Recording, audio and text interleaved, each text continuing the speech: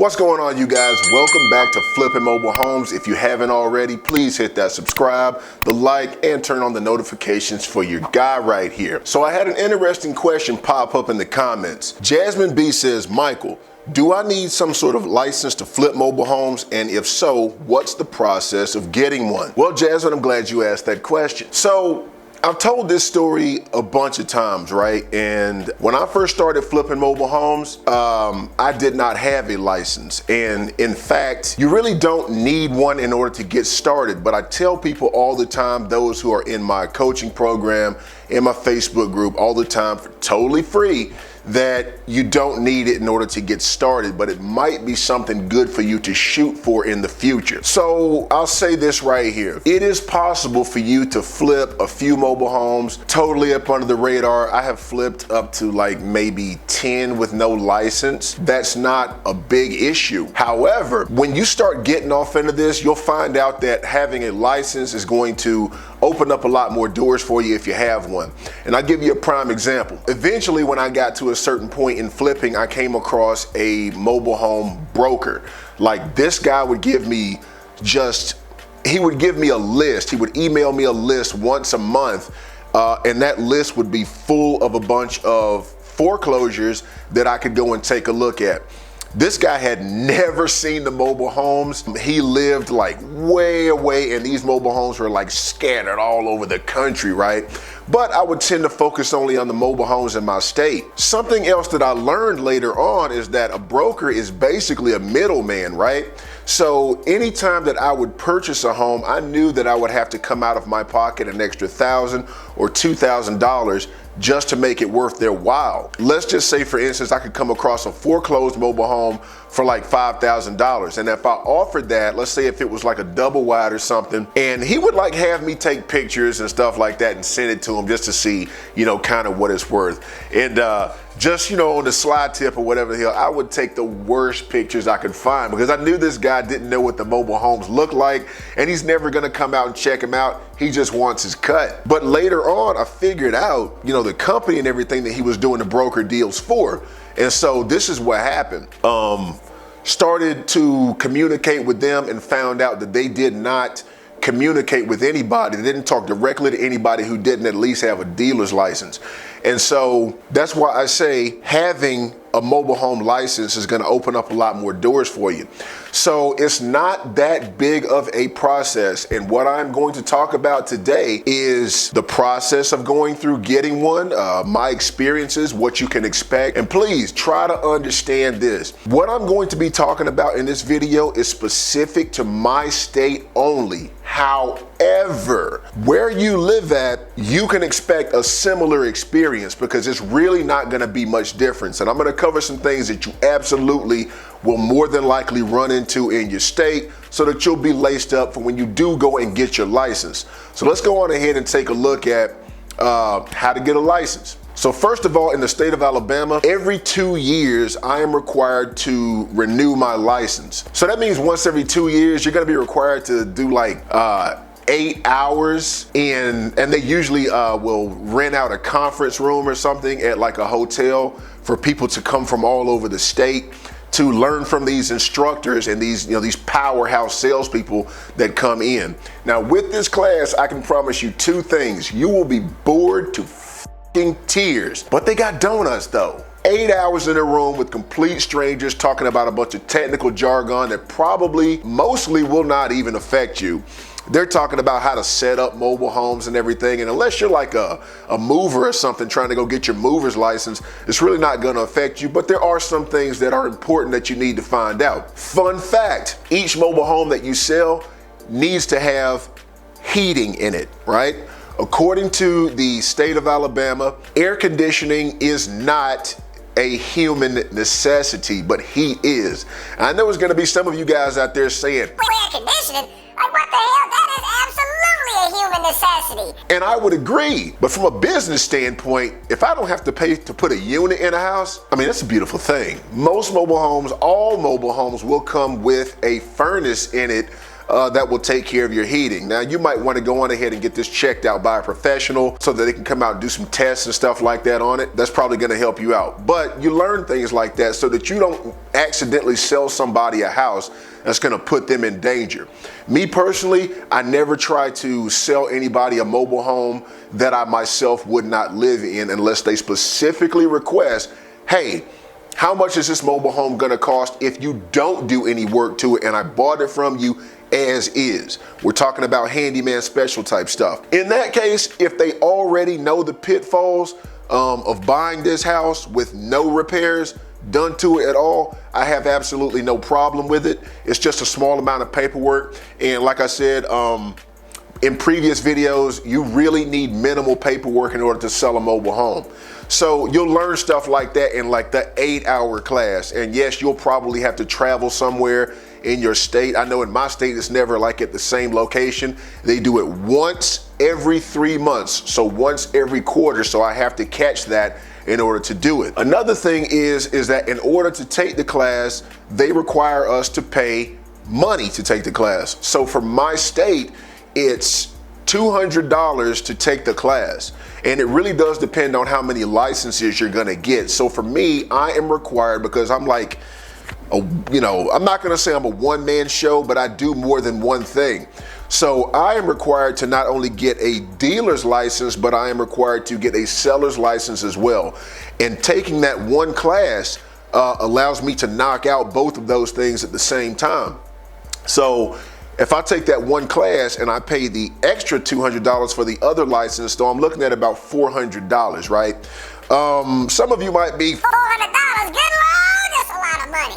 But you gotta look at it this way. You gotta pay the cost if you wanna be the boss, right? That's what they say, and that's how it is. You pay that, they get your paperwork and everything in order, you take the class, but there are a couple of other things that you're going to need to look out for. In the state of Alabama, they require you to get at least $1 million of insurance and at least $250,000 bond. So let's do a quick recap here. So you're required to take an 8-hour class once every 2 years. You are required to pay around about $200 per license for the dealer's license and the seller's license. Let's say you're one of these, power couple types or whatever. You got all these couple goals and everything. So the both of you can actually, one of you can say, okay, I'm gonna get the dealer's license, babe, and then you're gonna take the seller's license. That way we're both covered under this business right here. We've got all our ducks in a row.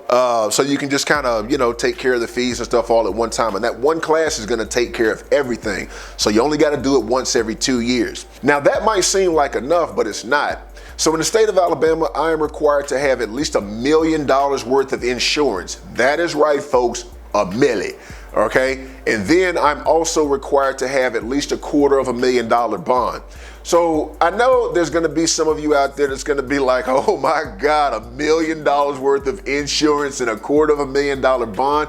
Like, Mike, I'm just now getting my start. I ain't got that kind of cheese. Fortunately for you, you don't have to pay a whole bunch of money in order to get an insurance policy that will cover you for $1 million. Me personally, I know I'm gonna do this later on. I'm gonna ask the same guy that I got my insurance from to actually come on a video with me to kind of explain the process. But I only paid $500 in order to open up that account. So $500 to get my insurance started off. It was like $500, maybe $550, give or take. My memory is just kind of hazy about that. But I know that at least, once a month, I'm expected to pay roughly about $127 a month to keep that policy going. So if you think about this, folks, okay, your gas money in order to go and take the class, there's the $200 for each license in the one class that you're going to have to take every 2 years. So we're like, we're roughly somewhere around about, let's say about $450 or something, right? Let's just go on ahead and say that, for instance, right? I don't know what kind of vehicle you drive, how much gas you're gonna go ahead and put in there, and how much food you're gonna eat when they go on ahead and break for lunch, okay? Out of my control. So then there is the insurance policy, so you can add that $500 or $550 on top of that. So we're looking at close to about $1,000. And if you also want to go on ahead and add the price of starting up your own LLC. If you want to go on ahead and do things officially, then you might want to do that. In my state, to start up an LLC, I can do it online. I can pay with my credit card, and it costs me $200 to go on ahead and do it. And I'm not talking about going through one of these start your business today, we'll handle all the paperwork for you kind of people, because for a $200 process, they're gonna charge you about $1,000, okay? And my ex-business partner learned this the hard way, and I'm like, dude, why did you pay $1,000 to start up an LLC when you could have done it for $200 online yourself? And it really is just fill in the blanks. All right, so you've got that. It's not that hard, folks. So back to the original question, talking to you, Jasmine, talking to everybody else. Do you need a license? No, you can slide by up under the radar with deals. Do I recommend possibly doing more than 3 or 4? Probably not. I've made a lot of mistakes over my career flipping mobile homes. When I first got started, I didn't take anybody's course. It was pretty much just trial and error. We were going along, we've had plenty of adventures, and I can tell you some tales of where I've had to learn quite a few things. Anyways, let me go on ahead and go to my screen real quick so that I can show you guys where you probably need to go to look a few things up, okay? Okay. Okay, so here I am on the Alabama Manufactured Housing Commission website. So there's a few things down here. Number one is gonna be this link right here that you're gonna need to click on, but let's go down here and take a look at the schedule first. So they got HUD installer training schedule, and they've got modular training. You don't need to pay attention to these things right here. Number one, HUD installer is like, you know, you're becoming a mover, right? You need to, like the HUD housing situation, like they have their certain stuff that they like things to be set up and certain guidelines. And so that's, you know, dealing with HUD because they're over manufactured housing. You don't need to worry about modular training either because we're not dealing with modular homes. Now, modular homes, they are like mobile homes, but at the same time, they're not. So they come in pieces, kind of like Legos, right? And so before the home is actually set up and everything, all the pieces need to be put into one place, and then they'll put that house together on site. So what you'll need to do is just look down here at these dates where it says December 8th, and so that's already passed. So their next date for training is gonna be February 9th, 2022. It's gonna be at Fairfield Inn and Suites, Atmore, Alabama. That's about 3 hours and some change for me. So if I wanted to go and take advantage of something like that, then that's where I know I'd be going in February. So you got your dates down here. I'm gonna click on this. It says register online training. Okay, so we've got our price list and everything set up. Don't ask me who chooses the font for sites like these. It's terrible, but we'll get through it. So manufactured home installers, no, you're not a mover. Manufactured home, modular home installers, no, that's not you. Salesperson, this is what you're gonna need. All right, so it's $200, and even though they don't say it on this website, the dealer's license and the seller's license is going to be different. So you can kind of square that up with them when you get to the door, or you can call them ahead of time. So I'm going to click on salesperson. Okay, so we've got like some information that we need to fill out here. You're not going to fill this out down here with your license number and retailer name, because it's going to ask you right here, have you ever been licensed by this commission? And you'll say no. And that'll gray all that stuff out. You'll just fill that stuff in. And once you fill out your information, it's going to take you to the next page where you can pay with a credit card. And you know, truth be told, they was letting us pay at the door. So, but that is about it for this site right here. You know where to go, search for your own state, and follow these procedures as they take you on along. Make sure that you pay whenever you pay, show up on time, and you know, take some good notes. That's it. And I still have to pay those fees, but luckily you don't have to go and get everything else started once your stuff expires. You just go on ahead and take that class, pay for your new stuff, and your old insurance and everything will be the same. Once you have proof of this insurance and you turn that stuff in and you've shown that you've taken the class, we'll still have a database. Ours is really just like writing our name on a piece of paper, kind of like you do when you get to a funeral. That's probably not the best example, but that's the only one I can think of. And then they'll be like, okay, so-and-so did attend this class. Now they've got $1 million worth of insurance. They've got $250,000 bond. And if you don't have an office space, you can just list that you're doing your business out of your home, as long as you have, like permission and stuff from your city zoning. You're gonna have to take care of that stuff with the locals wherever you live at. I don't know how zoning works where you're at, but for me, I just work out of my house, and 1 bedroom in my house is my office space. And yes, I have had one inspector who's a really cool guy come by my house and check it out. He was like, oh, so you're just working out of the house. Okay, it's cool. Just came by here to make sure all your paperwork and everything is in order. It's a painless process, folks, and I really do recommend it for anybody. It's not that hard. It's not that much of an inconvenience. So if you can look at that close to about $1,000 that you're gonna be paying as an investment in yourself, then it's definitely a benefit. So yeah, if you don't have money to go on ahead and do it, try to go on ahead and flip 1 or 2 mobile homes so you can get that $1,000 to spend on it, but I definitely recommend it. Another thing that I want to add is that when you get your license, it's basically like you are entering into a contractual agreement with your state. So it will require you to do certain things as per their guidelines, right?